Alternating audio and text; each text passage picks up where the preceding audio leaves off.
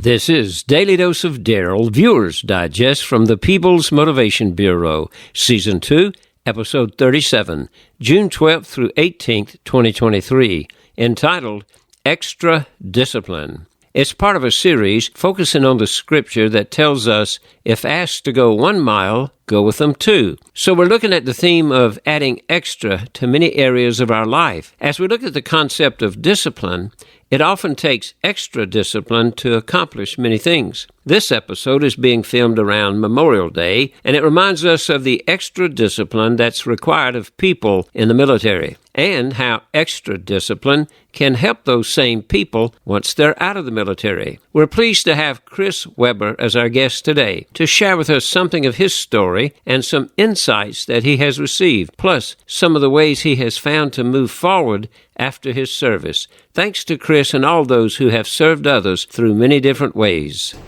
So I served in the Marine Corps, and specifically in the Marine Corps Infantry, and I chose that because I was inspired when I was young by 9/11, the actions that took place that day, which is why I wanted to get into the military. And the Marine Corps had the most elite branch of infantry of any of the branches, so that's where I wanted to get. So I enjoyed it. It was just a push, both mentally and physically. And then as you move throughout the stages to finally get through your unit, it's a revolving door. It never stops. You're training all the time, really up until you get out, until you decide it's time to be done. But for me, it was a good mental push. It was good physical stimulation. A lot of people did enjoy it. Some did not enjoy it. But at times it was hard. At times it was fun. But you have your brothers going through it with you, so that makes it worth it. I don't know if I could narrow it down to one lesson, Darryl. Just the training and the experience alone taught me a lot of responsibility. I was a young adult getting into it, and I was put in leadership positions at a very young age. 19, 20 years old, I was over, in charge of the squad in the country. So, it taught me to grow up very fast. It taught me that, it's not about me, it's about everybody else. And probably one of the biggest lessons that one of my seniors ever told me was nobody cares about what you did yesterday. They care about what you're going to do for them today. It's not about you. So that was probably the biggest lesson that stuck with me, even today in law enforcement. It's not about what you did yesterday. Nobody cares about that. It's all about what you do today. So the training all starts, like the pipeline starts, you go to boot camp down, I went to Paris Island, and then you get done with that after 3 months, and you go to what's called the School of Infantry down in Camp Geiger, it's in North Carolina, for a few months. After that, you get assigned your first duty station, and then you go out there. So for me, I was assigned to 1st Battalion, 9th Marines, which was in Camp Lejeune, North Carolina. So I got to my unit as a new guy, as a boot, as we were called, and then more training starts. So now, instead of just training for basic skill sets, you're training for deployment. So my first deployment, it was called a MU, Marine Expeditionary Unit, where we go aboard ships and stuff like that. So there was a lot of training integrating us with the naval vessels. There was a lot of training in reference to like raids and things like that. So it was much more advanced training than what we were typically doing in boot camp or the schoolhouse type setting. So now we're preparing for overseas deployment. So my first deployment, we were kind of all over the place. We were, like I said, we were on a Marine Expeditionary Unit, or MU. So we went through a bunch of different training ports, like Jordan, Dubai, Djibouti. I was on that deployment when the big Haiti earthquake happened. So we went there and provided humanitarian relief for those folks down there in Haiti, which was a very humbling experience as well. But that one was more of, touching all these different countries, getting different types of training, and being readily available should we be needed to go into Afghanistan or Iraq or whatever country needed us to go in there. That deployment, the only country that needed us to go anywhere was Haiti. So we did all that, come back, and then we started prepping for yet again another deployment. I see. I was active duty for around 9 years, and I was deployed overseas for 21 months those 9 years. So I was in Marja, Afghanistan in 2011. We didn't really have any direct combat engagements. Our area was fairly quiet.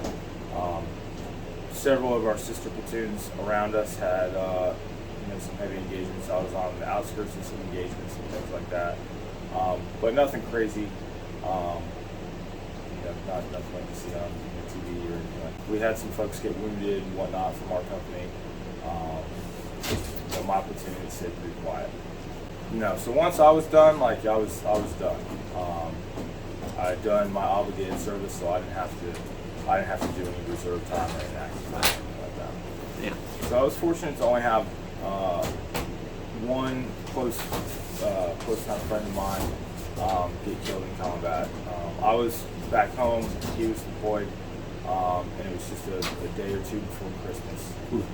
He got shot and killed on an operation in Afghanistan.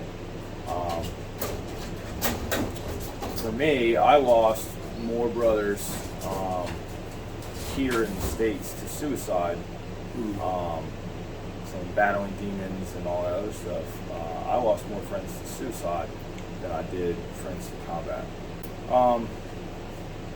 So I'll say the military does a great job of teaching you how to be proficient at our jobs. One thing we're not very proficient at is getting out and reintegrating into society. And I'll say that from firsthand experience. I had a hard time going from being a leader of Marines to just being me, right?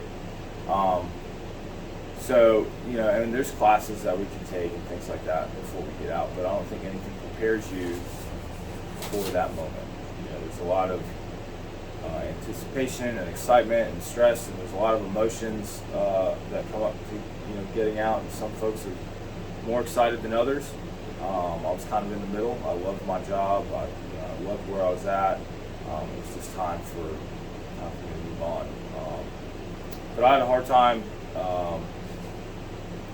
Dealing with that when I got out. And I'll tell you too,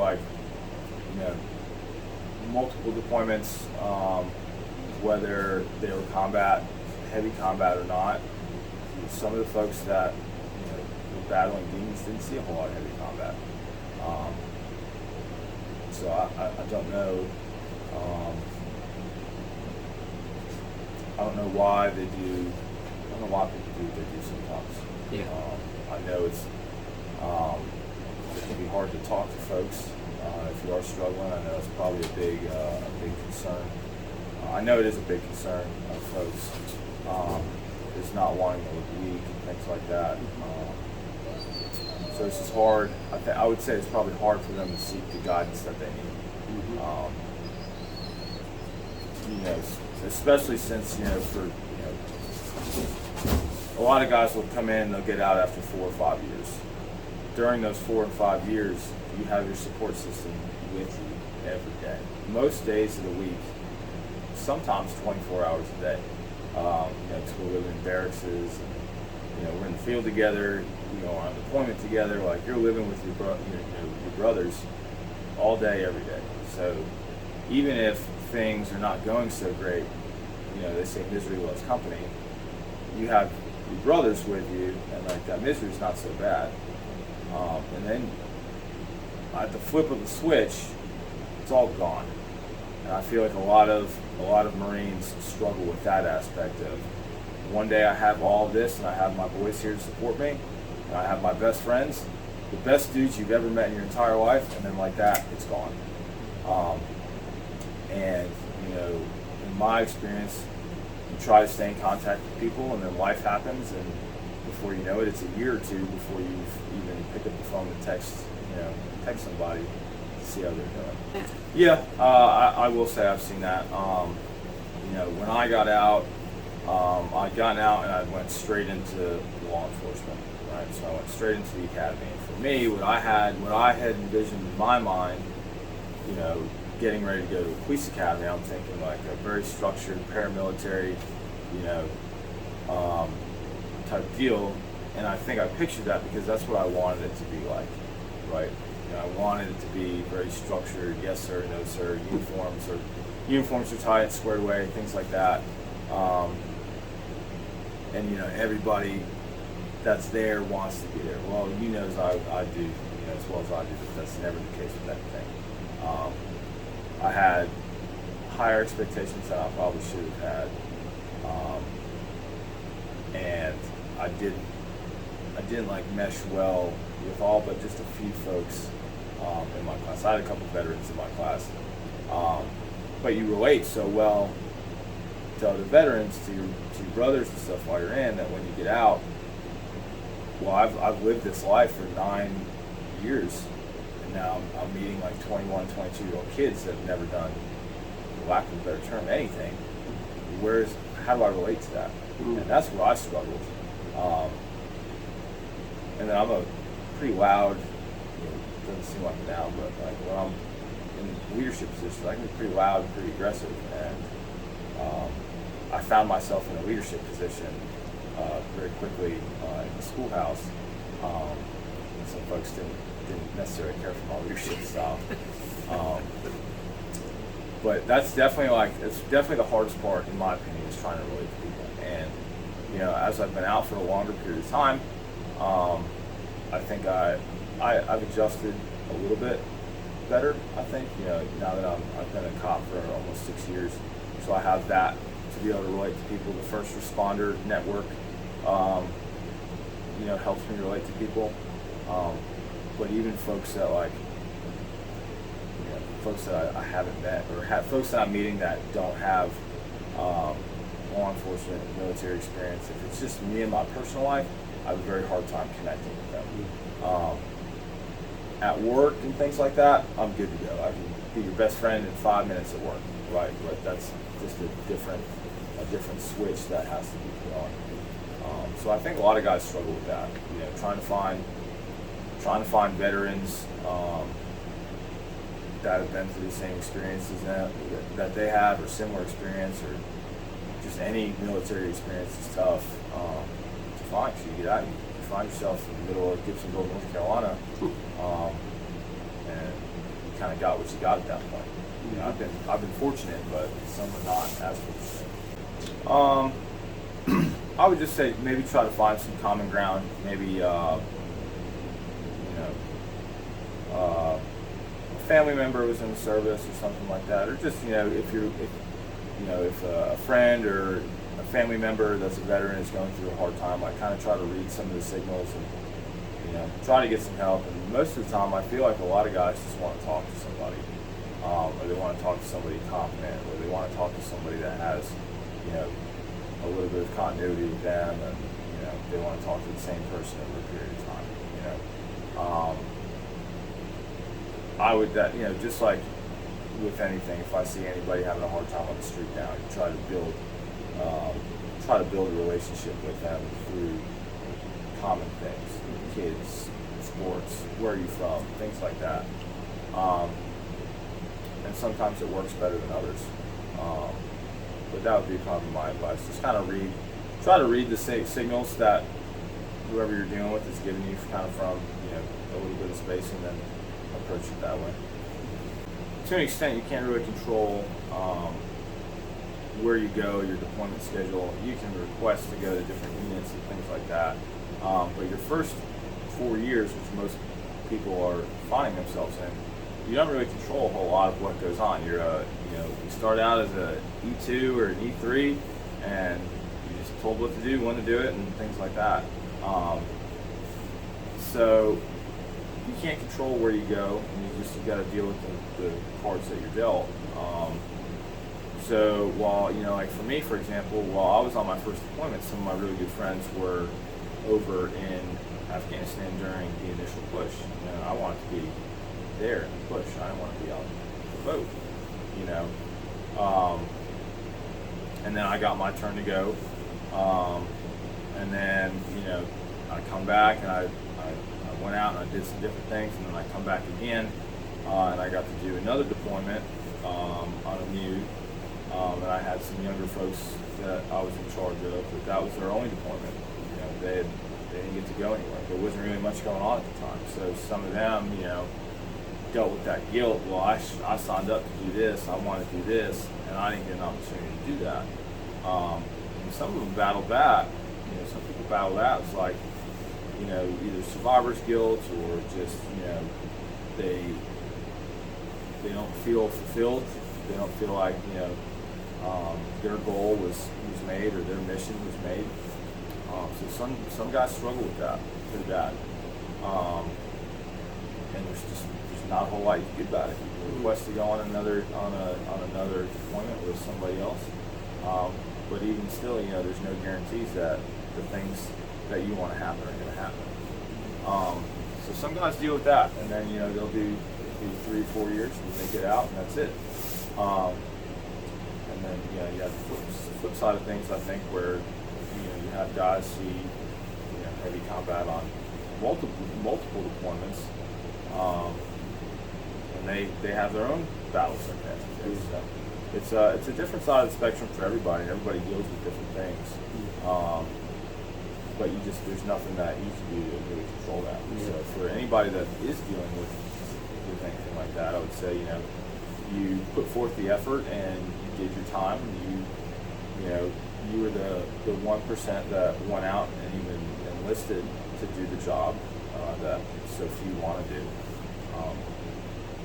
which is admirable in itself. So you deal with the cards that you're dealt, and then you roll from there. So I think it's all person to person. Some deal with things better than others. Some can compartmentalize and deal with it that way. Some guys want to talk about it. Some guys don't want to talk about it. I'll tell you, I've had probably more experiences with law enforcement that were mentally traumatic than I did in the military.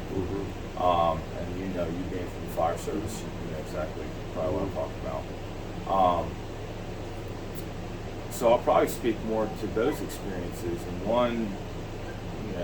one specifically stood out to me that kind of hurt me in the soul, I guess. But it was a veteran in crisis that called, and this wasn't while I was with Almas, this was a different agency, but a veteran in crisis called, wanted some help. He called before. He got in there, he was armed with a handgun, and then, to make a long story short of it, he panicked and ended up shooting himself on the front porch of his mother's house. So that one resonated with me, very closely, because I've had, a multitude of people commit suicide over the past. I've been out since 2017. Some of my friends have gotten out in 2012. And there's a suicide every year, every couple of years. Guys that have been out for 5, 6, 7 years. So, for stuff like that, traumatic things that happen on the job, like I have a good support system with my wife, and I have a good veteran support system with the dogs. For folks that I can talk to, kind of let them know what's going on. My wife is probably my biggest support system. I come home and just kind of like take the vest off, take a breath, and like when I'm ready to let it out and let her know, like then it's my, it comes out on my terms. She doesn't push anything or anything like that. But I would say everybody deals with traumatic experiences different. You saw that in the fire service, and you just have to. As a friend, as a spouse, as a brother, you just have to know. You have to know the people you're surrounded, and figure out like Okay, John's not right today. Something's bothering him. How do I approach this? Because you may approach things with me differently than you approach things differently with John. Some people need a more subtle approach. Some people need a more direct approach. So, and it's challenging. Yeah. So I got very fortunate. My wife, Missy, and I met when I was very, very early in the military, before my first deployment. And she experienced the whole thing. So she experienced my first deployment, and then we moved in together when I got home. She experienced my second deployment. On that second deployment, my first daughter was born, so she dealt with that by herself in Camp Lejeune. She dealt with my third deployment, multiple moves, raising a family, pretty much by herself because we're training or deployed or whatever. So she didn't have any military experience firsthand, but she lived through it, pretty much the same amount of time I did. So she saw everything that I went through, and dealt with all the weeks of being away from home and things like that. So, and then again too, she's been there the whole time. It's not like I got out and met somebody brand new that never had anything to do with any military or law enforcement or anything like that. So her and I can relate very well to anything that kind of gets presented to me. So she obviously she knows me better than anybody. She can read when something's up, probably faster than I can. My best piece of advice would be, Veterans or Memorial Day is coming up, and that can be a very difficult time for folks that served. So if you're a spouse, a friend, a family member, just kind of be supportive and understanding of what your service member's going through at the time, and let them kind of deal with their emotions, how they deal with them. But just be there for them. If they want to talk, be there to talk, things like that. And then for any veterans that may find themselves listening to this, if you are struggling, since you've gotten out with anything, find yourself some veterans to speak with, or try to make some friends with local vets. Find a hobby. And for me, that hobby was dogs. That's what kind of got me out of my funk was finding dogs and getting into dog training and dog sports and things like that. So my interest in working dogs initially got sparked in my military time. In 2011, we had a bomb dog attached to us in Afghanistan. I wasn't a handler or anything, so I was a squad leader. But watching the handler work with his dog and things like that kind of sparked my interest into getting to work with dogs. Well, fast forward a little while, I'd come back at the end of 2011, and I stayed until 2017. So I didn't deal with any dogs other than just my own pets while I was in. When I got out, I got into law enforcement, and I had sparked some interest in getting into law enforcement working dogs in the future. But when I got out, I'll say it was around 2019 or so, I got the opportunity to get my first Malinois Shepherd cross that I named Murphy. So I got him 6 months after my youngest daughter was born. So we had a 6-month-old baby and a 6-month-old dog. That was just a mess. So he was like nothing I've ever experienced before. He was a higher drive dog than I've ever had. And I knew that I wanted to work him in something. I wanted to teach him how to track for me and things like that. But he was such a menace in the house. He was, breaking out of crates and doing Malinois things. My wife pretty much said, figure out how to train this dog, or we got to figure something else out. So that's how I got into dog training. I got Murphy. I started training tracking and things like that, and then I started getting into the obedience side of the house. And then about a year later, I started my business training pet dogs and things like that. All the while I was still doing, each thing and whatnot. So my dog experience is kind of like two-sided. So I do pet dogs under my business, which is Backyard Canine, that my wife and I started together. So we do all pet dogs for clients. We do board and trainings and private lessons and things like that, and help with things like leash walking and basic obedience and socialization and things like that. And then I also do sport with my dogs. So I do a sport called PSA, Protection Sports Association, and it's a combination of like obedience and protection work, bite work, and things like that. So I got into that shortly after I got Murphy. I just wasn't involved in the sport yet. Doing kind of just more of a personal protection side of things. But me being competitive in nature, I wanted to have a goal. A few friends and I started a club, and now we're pretty heavily involved in the sport of PSA. So I run my club, and then I run my business, and then I work a full-time job at the sheriff's office. So it's non-stop.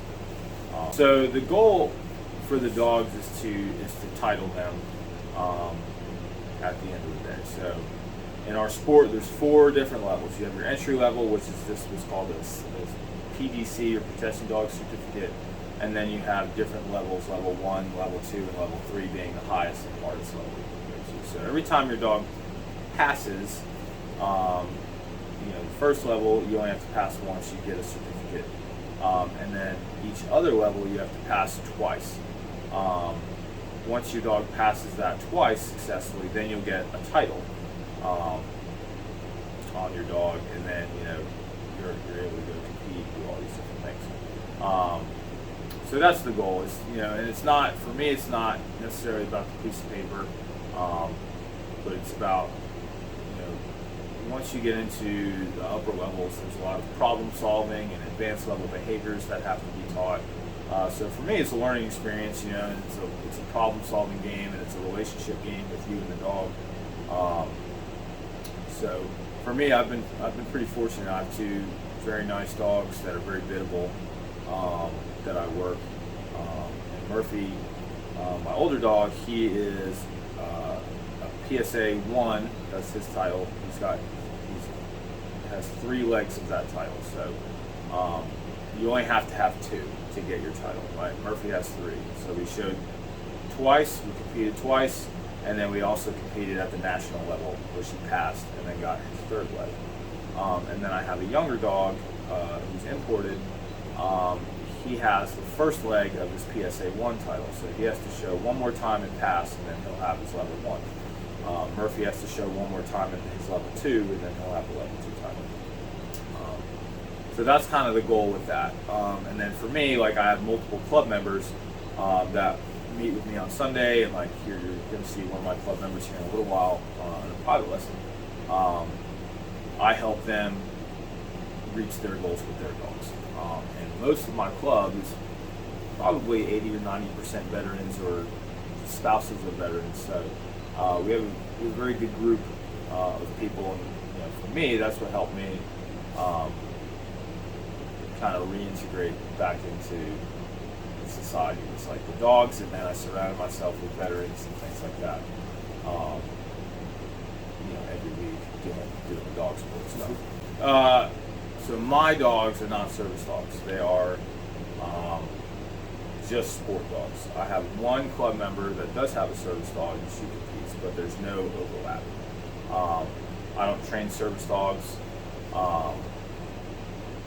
There's other organizations out there that do that.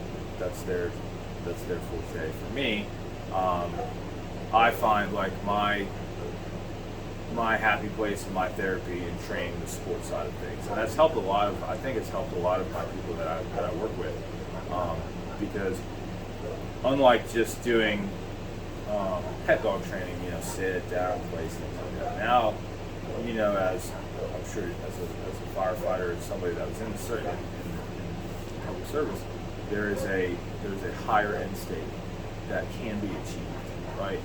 So for us, it's those titles, right? Like I want everybody to be able to go out there and overcome their fear and step on the trial field and earn that title. And then once you get that title, like now we're not done. Now we erase that because nobody cares about what you did yesterday, and now we have to go towards the next step. So it gives my members, it gives me a very long-term goal. You know, this isn't happening over the course of a year or two. You know, this is to get a level 3 is extremely difficult for anybody, and it can take years to do. You know, like my wife trains also. Her dog is going to be 3 in November. She's still training for her entry level. And I have a lot of members that have 2.5-year-old dogs that are just getting now ready to show here in October. And it's taken that long. We've had a dog since they were a puppy, and now we're 2 years down the line, and here we are. You know, Murphy is 4.5, and we've got a lot of work yet to do. As these shows that you go to, are they in various places around the United States? Or? Yeah, they're all over the place. You know, there's a lot of clubs and stuff in North Carolina, but like for me, I've trialed in North Carolina, I've trialed in Florida, I've trialed in Ohio, and then I've trialed at nationals in West Virginia this past year. Oh, so in our sport of PSA, that is judged in the competitive levels. So basically your dog should be focused on you, head up, as they're healing, regardless of whatever is happening around them.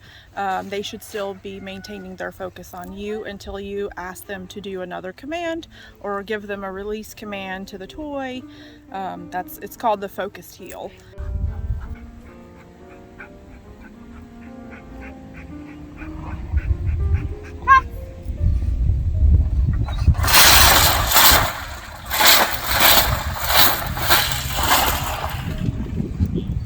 Yeah, those are basically just distractors meant to try to distract your dog and draw your dog's attention away from you. But obviously the ultimate goal is that doesn't draw your dog's attention away and your dog maintains your focus. You can almost teach it like pressure means focus harder. No, actual push.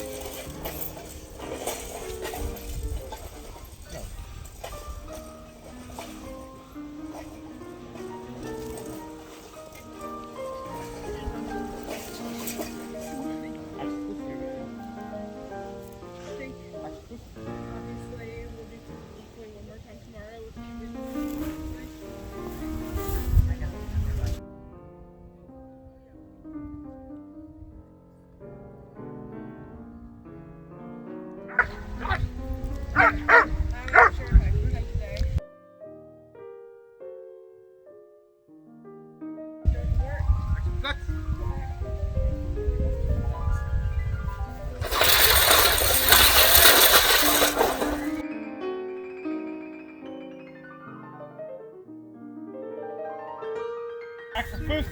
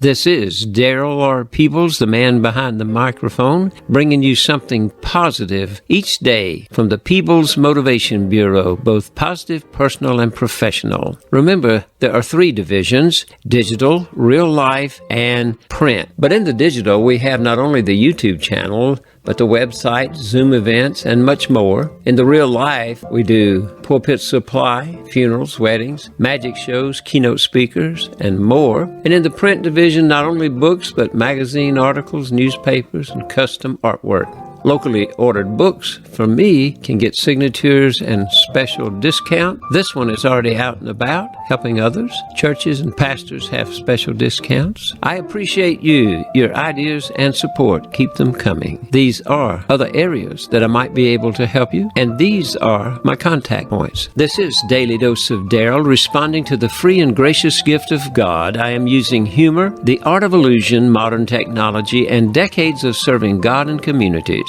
to work every day to uncover the beauty in all people and experiences coming my way, endeavoring to educate, entertain, and inspire. Each dose on this channel can help move us toward a better, healthier, and more informed mind, body, and spirit. I'm excited to be a small part of the expanding of our capacity to learn, love, and forgive, and together leave this world a better place for all. God bless you.